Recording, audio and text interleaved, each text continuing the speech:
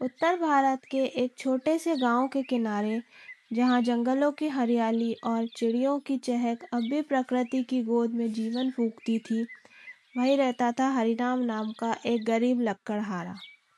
उसकी झोपड़ी कच्ची और छोटी सी थी। हरिराम की पत्नी चंपा घर संभालती थी और उनका एक 8 साल का बेटा था जिसका नाम मोहन था।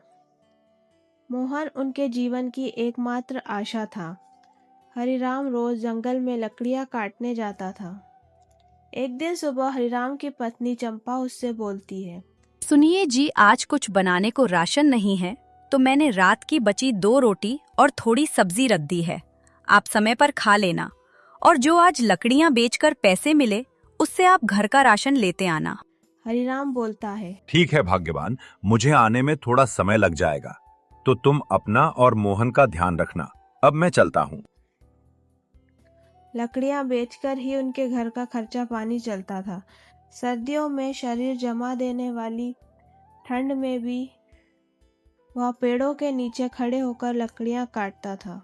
उन लकड़ियों को बाजार में बेचने जाता, फिर भी उसकी कमाई इतनी कम थी कि मुश्किल से 2 वक्त के खाने का इंतजाम ही हो पाता था। फिर भी हरिराम हमेशा संतुष्ट रहता था, क्योंकि वह सोचता था कि उसका बेटा मोहन बड़ा होकर सारी जिम्मेदारी संभाल लेगा। वही उनके जीने का सहारा था। मोहन स्वभाव से चंचल और हंसमुख लड़का था। उसे किताबों से बहुत लगाव था और वह पढ़ने में भी बहुत होशियार था। गांव के जिस विद्यालय में वह पढ़ने जाता था, उस विद्यालय का वह सबसे तेज छात्र था। उसके मास्टर जी हमेशा उसके पिता से कहते थे, ये लड़का बड़ा होकर जरूर इस विद्यालय और हमारे गांव का नाम रोशन करेगा। हरिराम को मास्टर जी की यह बात सुनकर बहुत गर्व महसूस होता था। भले ही हरिराम का पेट आधा भरा होता था, लेकिन उसकी आंखों में अपने बेटे के भविष्य का सपना भरपूर था। एक रात सर्द मौसम में ठंडी हवा के साथ आसमान में बहुत बादल गरज रहे थे और बहुत तेज बारिश हो रही थी। पूरे गांव में अंधेरा छा गया था। उस रात मौसम खराब होने के कारण हरिराम बाजार लकड़ियां बेचकर घर पर देर देर से लौटा। घर पर आते ही उसने देखा कि उसकी पत्नी चंपा बहुत घबराई हुई है और उसका चेहरा पीला पड़ा हुआ है। तब उसने चंपा से पूछा, क्या हुआ है? तुम इतनी चिंता में क्यों हो? उसने हरिराम से कहा, देखो ना, मोहन की तबीयत बहुत खराब है। उसका शरीर बुखार से तप रहा है, वो ठंड से कांप रहा है, उसके होंठ सूख गए हैं, उसका बुखार उतर ही नहीं रहा है। मैं गांव के वैद्य जी के पास से उसके लिए दवा लाई थी, पर उस दवा से भी मोहन को कोई असर नहीं हुआ। हरिराम मोहन के पास गया। उसने उसके सिर पर हाथ रख के देखा तो उसका शरीर आग की तरह गर्म हो रहा था। वह भी घबरा गया। अगले दिन सुबह होते ही वह मोहन को लेकर गांव के वैद्य जी के पास गया। वैद्य ने मोहन को देखा और कहा, हरिराम, तुम्हारे बेटे को गंभीर बुखार है जिसे मलेरिया कहते हैं। वैद्य जी ने मोहन को कुछ जड़ी बूटियां दी और कहा, ये मोहन को दे देना, पर इनके साथ आराम बहुत जरूरी है और साथ में पौष्टिक खाना भी। लेकिन अच्छा खाना कहाँ से आता? हरिराम के घर में तो 2 वक्त का खाना भी मुश्किल से जुट पाता था। ऊपर से अब मोहन की तबीयत का सोचकर हरिराम चिंता में पड़ गया कि मोहन के इलाज के लिए पैसे कहाँ से आएंगे। फिर भी हरिराम ने हिम्मत नहीं हारी। उसने निश्चय किया कि वह किसी भी तरह अपने बेटे का इलाज करवाएगा, चाहे उसे कुछ भी करना पड़े। अगले दिन वह सुबह जल्दी उठकर लकड़ियां काटने जंगल में गया। वह उस दिन लकड़ियां लेकर शहर के बाजार में गया। रोज तो वह लकड़ियां काटकर उन्हें बेचने पास ही मंडी तक जाता था, पर इस बार वह 15 मील दूर शहर चला गया। हरिराम पूरा दिन पैदल चलता रहा। उसके पैरों में छाले पड़ गए। उसने लकड़ियां अच्छे दामों में बेचने की बहुत कोशिश की, मगर अच्छे दाम ना मिलने के कारण उसने अपनी लकड़ियां सस्ते दामों में बेचकर कुछ पैसे इकट्ठा किए। हरिराम जल्दी से पैसे लेकर दवा के दुकान पर गया। उसने दुकानदार से कहा, मेरे बेटे को मलेरिया हो गया है, मुझे ये दवाइयाँ जल्दी से दे दो। तब दुकानदार ने कहा, ये दवाइयाँ बहुत महंगी है और तुम्हारे पास इतने पैसे भी नहीं है, लेकिन तुम्हारे बच्चे के लिए मैं थोड़े पैसे कम ले लूंगा। हरिराम की आंखों में आंसू आ गए। उसने दुकानदार का आभार व्यक्त किया। उसने सिर झुकाकर दुकानदार को धन्यवाद किया और दवा लेकर खुशी खुशी अपने गांव लौटा। लेकिन जब वह घर पहुंचा तो मोहन की हालत और बिगड़ चुकी थी। हरिराम ने अपनी पत्नी से पूछा, बेटे मोहन की तबीयत कैसी है? तब चंपा ने कहा, तबीयत तो बहुत खराब है उसकी। उसका बुखार उतर ही नहीं रहा है। आप जो वैद्य जी से दवा लाए थे उसका भी कोई असर नहीं हुआ। उसका शरीर अभी भी बुखार से तप रहा है। तब हरिराम ने चंपा से कहा, लो, ये दवाइयाँ बेटे को खिला दो। चंपा ने जल्दी से मोहन को दवा दी। चंपा की आंखों में आंसू थे। उसने हरिराम से कहा, हमारा बेटा ठीक तो हो जाएगा ना?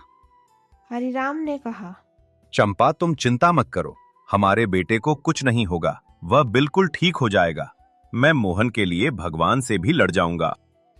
हरिराम और चंपा रात भर अपने बेटे के पास बैठे रहे। तभी हरिराम को नींद का झपका आया और उसकी आंखें बंद हो गई।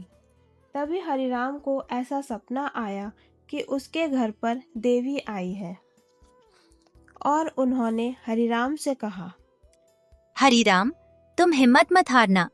सच्चे दिल से की गई प्रार्थना व्यर्थ नहीं जाती। कल सुबह तुम सूर्योदय होते ही नदी के पार जाना। वहां एक पीपल का पेड़ है। उसी पेड़ के नीचे तुम्हें एक बूढ़े वेद मिलेंगे। वहीं तुम्हारे बेटे को जीवन दान देंगे। इतना कहकर वह देवी अदृश्य हो जाती है और हरिराम की नींद खुल जाती है।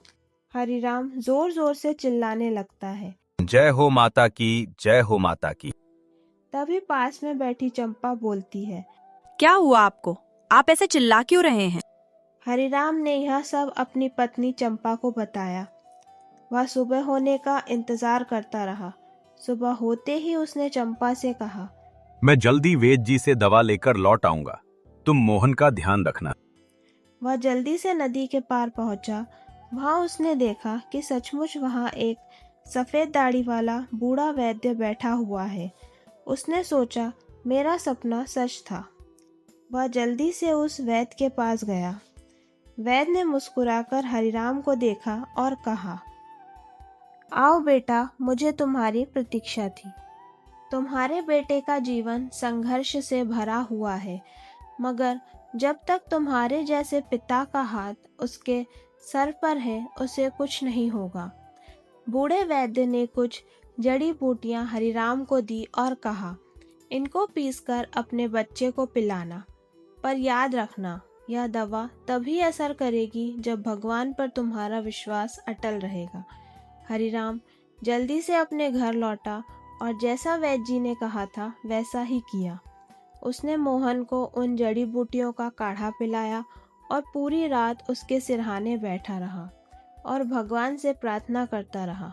वह उसके माथे पर ठंडे पानी की पट्टी रखता रहा, उसका पसीना पोंछता रहा और एक ही बात बोलता, तू ठीक हो जाएगा बेटा।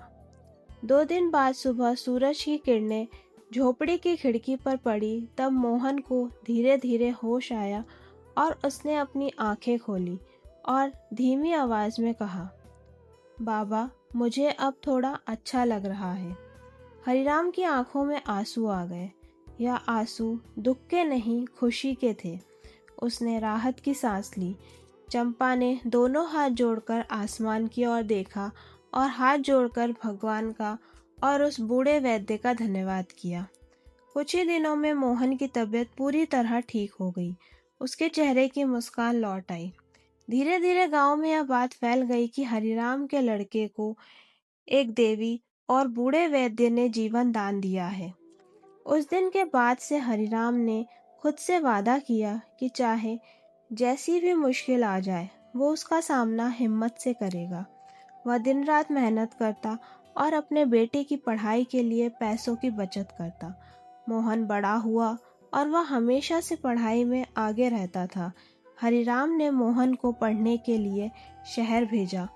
मोहन शहर गया और वहाँ उसने बहुत मन लगा के पढ़ाई की और वह डॉक्टर बन गया। मोहन वापस गांव लौटा। वह गांव का पहला डॉक्टर बना। उसने कसम खाई कि अब उसके गांव का कोई भी व्यक्ति इलाज के अभाव से नहीं मरेगा। उसने अपने गांव में एक क्लिनिक खोला जहां गरीबों का इलाज मुफ्त में किया जाता था। हरिराम अब बूढ़ा हो गया था, लेकिन जब वह अपने बेटे के क्लिनिक के बाहर कतार में खड़े मरीजों को देखता था तो उसकी आंखों में चमक आ जाती थी। वह सोचता था, मेरा संघर्ष बेकार नहीं गया। जिस बच्चे को मैंने चमत्कार से जीवन लौटाया था, वह अब सैकड़ों जिंदगियां बचा रहा है।